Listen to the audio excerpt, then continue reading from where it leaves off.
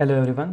अपने ancient Indian history के अगले वीडियो में आपका स्वागत है, जिसमें हम लोग वैदिक सभ्यता एवं महाजनपद काल से संबंधित तीसरे भाग की चर्चा करेंगे। तो चलिए बिना किसी देरी के शुरुआत करते हैं इस भाग के पहले प्रश्न के साथ।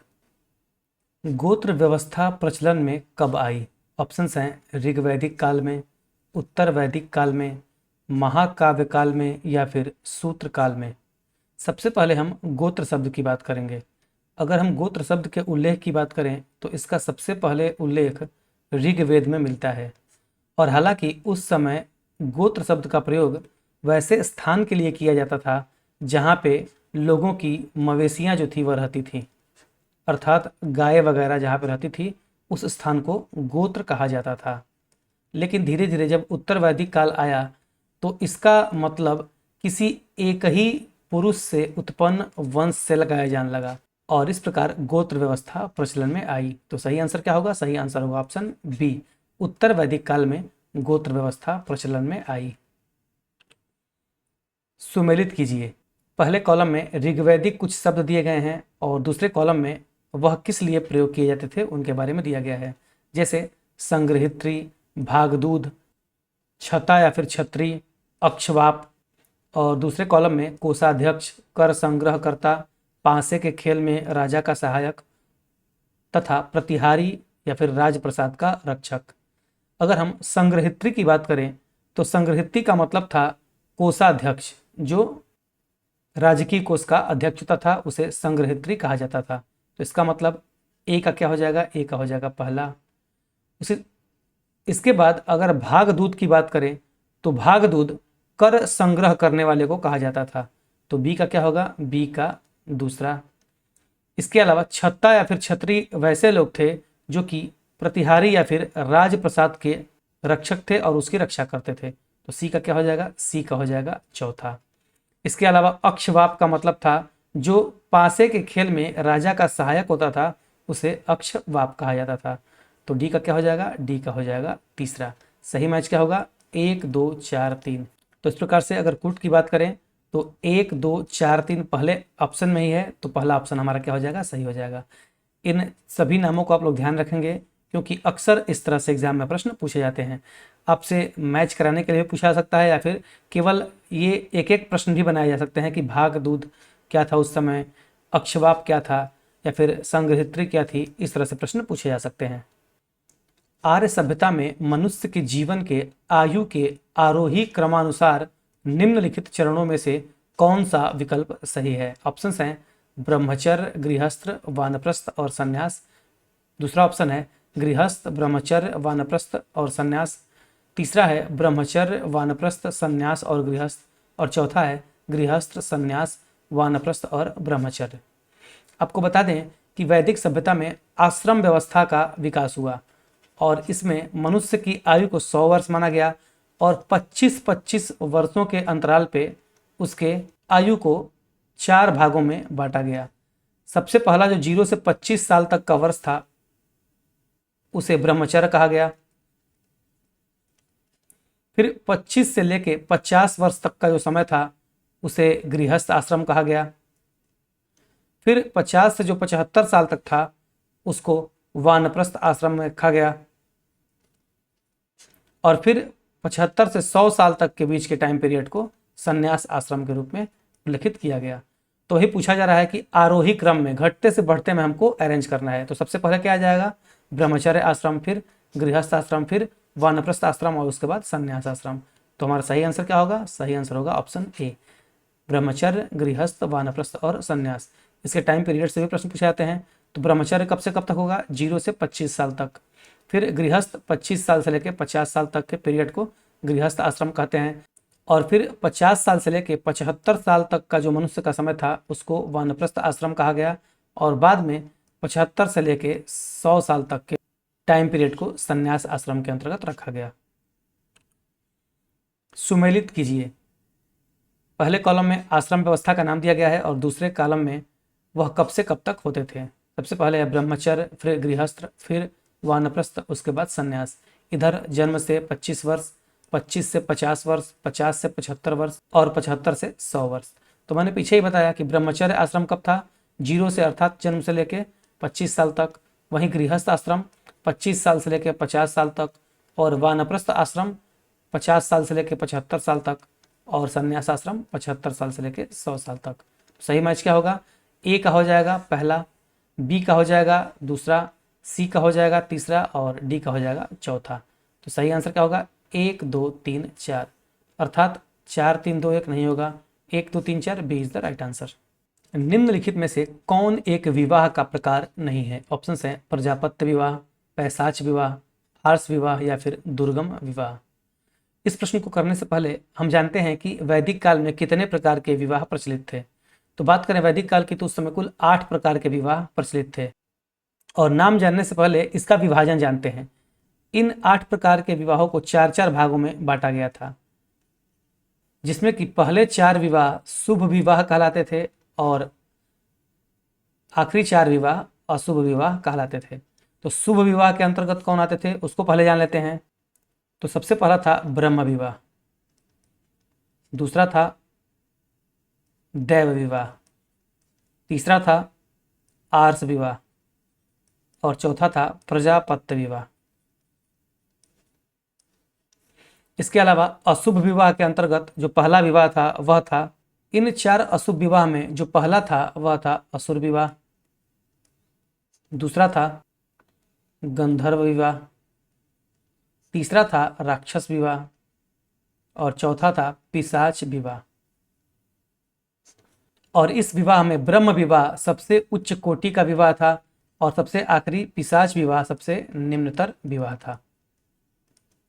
तो पूछा जा रहा है कि इनमें से कौन सा एक विवाह का प्रकार नहीं है? तो प्रजापत्य विवाह है, पैशाच विवाह ये भी है, आर्ष विवाह भी है, लेकिन दुर्गम विवाह किसी भी प्रकार के विवाह का भाग नहीं है।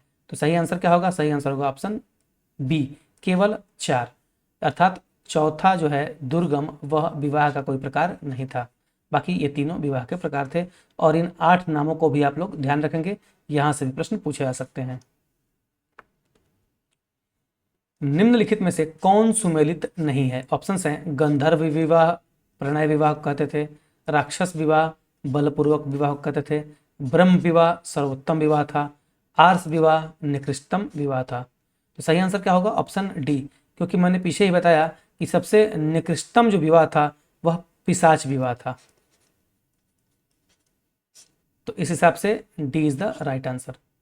बाकी इन सभी विवाहों के बारे में डिटेल पूर्वक हम अपने एंशिएंट हिस्ट्री के कंप्लीट थ्योरी क्लास में पढ़ेंगे, जो कि मैं जल्द ही स्टार्ट करूंगा। भारत के किस स्थल की खुदाई से लौह धातु के प्रचलन के प्राचीनतम प्रमाण मिले हैं? ऑप्शन हैं तक्षशिला से, कौशाम्बी से, अतरंजी खेड़ा से, या फिर हस्तिनापुर से। इसका सही आंसर होगा ऑप्शन सी, यहाँ पे सी होगा, यहाँ पे बी होगा। अतरंजी खेड़ा से लौह धातु के प्रचलन के प्राचीनतम प्रमाण मिले हैं, और कब मिले हैं? लगभग 1000 BC अर्थात ईस्वी पूर्व ये साक्ष्य प्राप्त हुए हैं। वैदिक युग में राजा अपनी जनता से जो कर वसूलते थे उसे क्या कहते थे? ऑप्शन हैं बलि, वर्मन, विदथ, या फिर कर। तो वैदिक युग में राजा अपनी जनता से जो कर वसूलते थे उसको बलि कहा जाता था। सही आंसर क्या होगा? Option A. निम्नलिखित में से कौन सुमेलित नहीं है? एक कॉलम में वैदिक नाम दिए गए हैं अनाजों के, और दूसरे कॉलम में उन अनाजों के वर्तमान नाम, जैसे ब्रीही धान को कहते थे, माड़ उड़द को कहते थे, गोधूम मूंग को कहते थे, यव जौ को कहते थे। हमें बताना है कि इसमें से कौन सा सुमेलित नहीं है। तो ब्रीही तो चावल को कहा जाता था, ये बात बिल्कुल सही है। वहीं माड़ जो है वह उड़द को कहा जाता था, लेकिन गोधूम गेहूं को कहा जाता था, न कि मूंग को। तो इस वजह से हमें जो सुमेलित नहीं है वही चुनना है। तो सी इज द राइट आंसर। बाकी यव जौ को कहा जाता था। इसके अलावा कुछ नाम आप लोग ध्यान रखेंगे। अघन्या किसे कहा जाता था? अघन्या गाय को।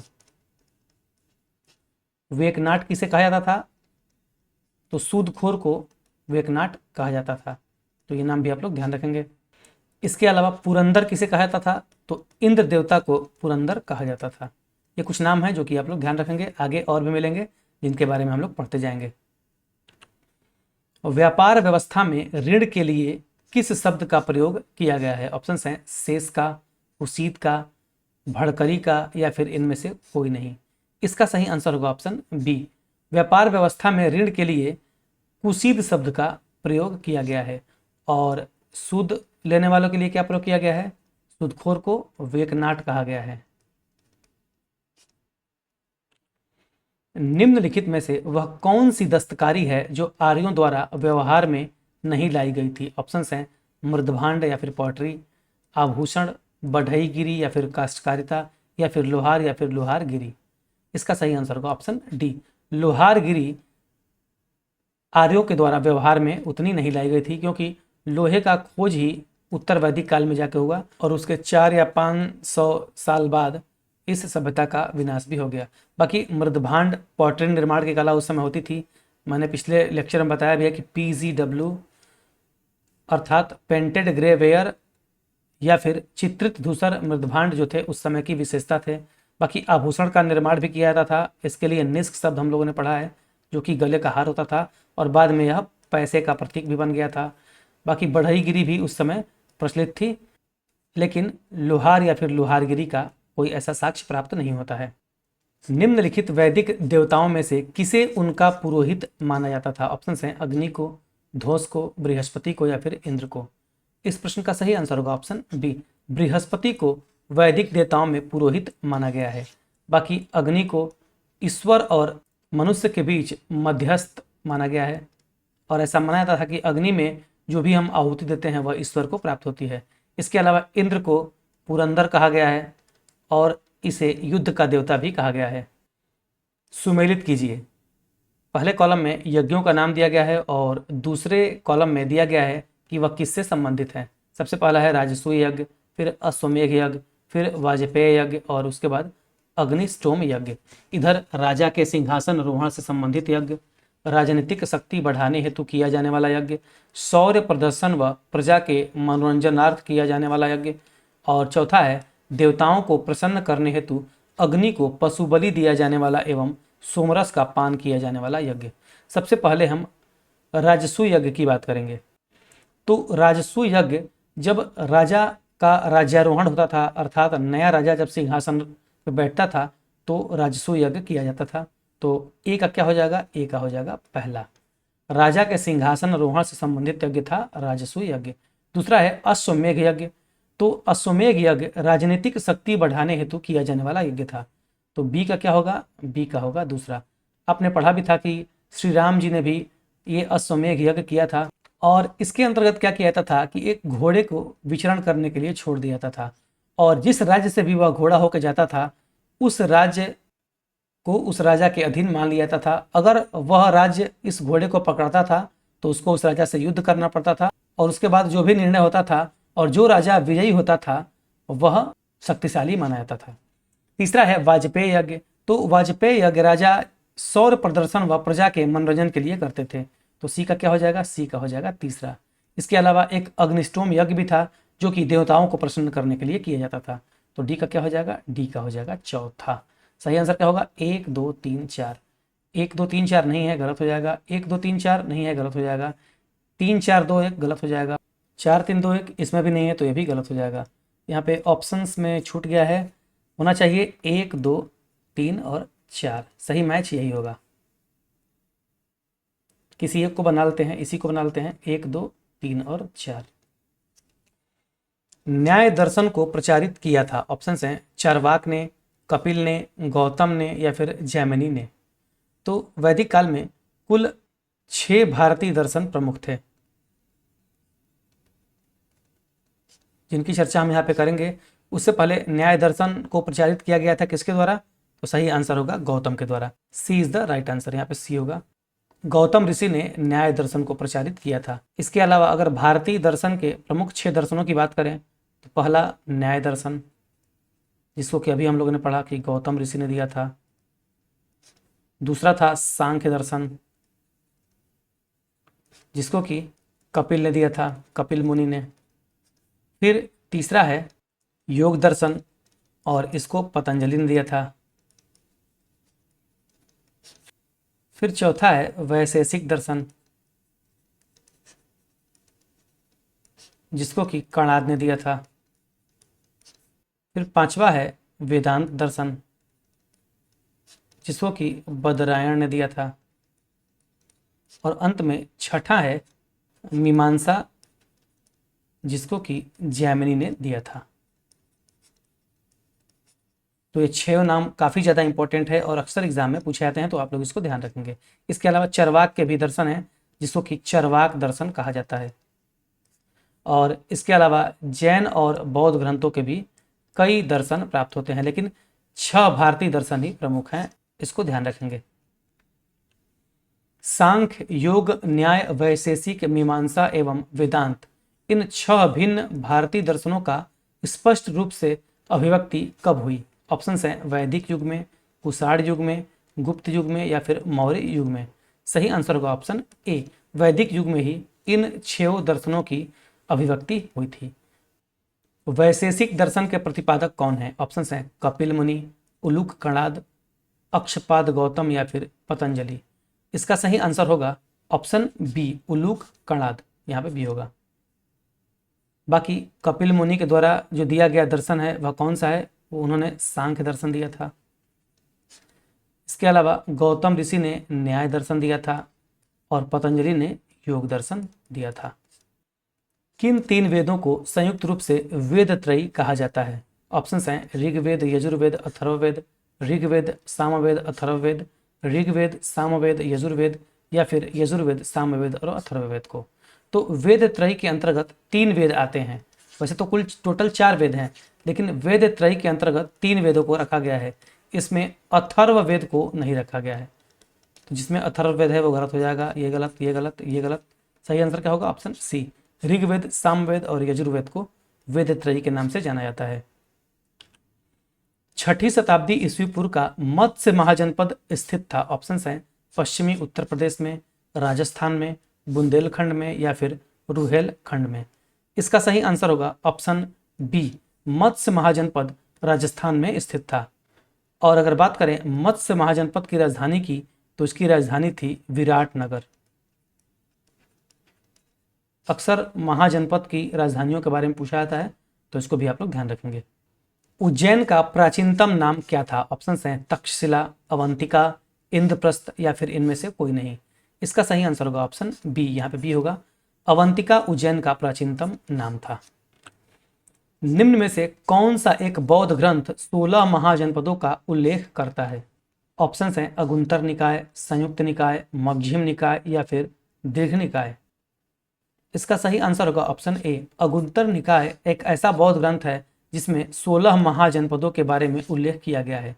इसके अलावा एक जैन ग्रंथ है भगवती सूत्र,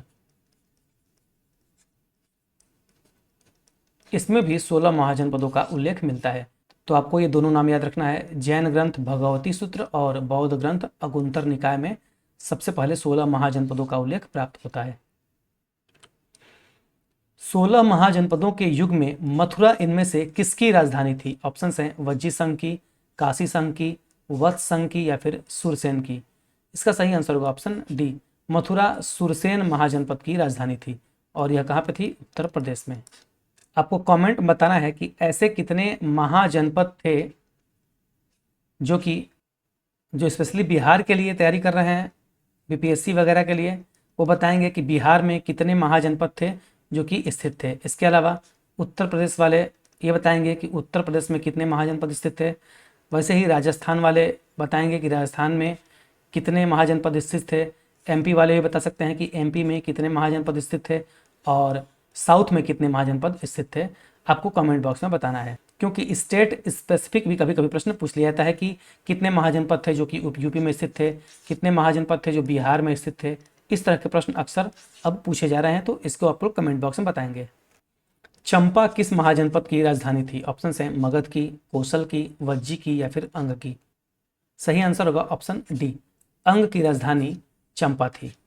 6ठी शताब्दी ईस्वी पूर्व में सोथीवती राजधानी थी। ऑप्शन हैं पांचाल की, चेदी की, कुरु की या फिर अवंती की। इसका सही आंसर होगा ऑप्शन बी, चेदी की राजधानी सोतीवती या फिर सुक्तिमती, यह जो थी चेदी महाजनपद की राजधानी थी। इन 16 महाजनपदों को और उनकी राजधानियों को मैं इस वीडियो के डिस्क्रिप्शन में दे दूंगा, आप वहां से नोट कर लेंगे। गोदावरी नदी के तट पर स्थित महाजनपद कौन था? ऑप्शन हैं अवंती, वत्स, अस्मक या फिर कंबोज। इसका सही आंसर होगा ऑप्शन सी, यहाँ पे सी होगा। गोदावरी नदी के तट पर स्थित महाजनपद अस्मक महाजनपद था और यह एकमात्र ऐसा महाजनपद था जो कि दक्षिण भारत में स्थित था। ये काफ़ी ज़्यादा इंपॉर्टेंट होता है, इस वजह से ध्यान रखेंगे। अस्मक एकमात्र दक्षिण भारत का महाजनपद था और यह महाजनपद गोदावरी नदी के तट पर स्थित था और यह महाराष्ट्र में था। तो आज के लिए बस इतना ही। मेरी आशा है कि आपको ये वीडियो लेक्चर पसंद आया होगा। अगर वीडियो लेक्चर पसंद आता है तो जितना हो सके शेयर करें अपने दोस्तों के साथ, अपने स्टडी ग्रुप में, और चैनल को अभी तक सब्सक्राइब नहीं किया है तो सब्सक्राइब जरूर करें। मिलते हैं अगले वीडियो में इसके अगले पार्ट के साथ। Thank you.